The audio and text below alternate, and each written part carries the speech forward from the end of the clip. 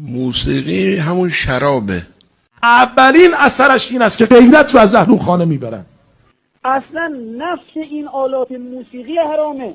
دچار بیماری ضعف اعصاب میشه، شنواییش کم میشه، قلبش آسیب میبینه، بیماری پارانویا به وجود میاره، بیماری مانی که نوع جنون هست و اینا رو دکترا دارن میگن والله به خدا. موسیقی بیماری قند میاره، کمخونی میاره، غلظت خون میاره، میگرن میاره، یبوست میاره، قولنج روده میاره، ضعف حافظه میاره، ضعف بینایی میاره. مهیج افراطی شهوت یا مهیج عصبانیت یا خشونت. هیجان پیدا کنن، کف بزنن، سود بکشن، به هوا بپرن، این میشه ابتذال.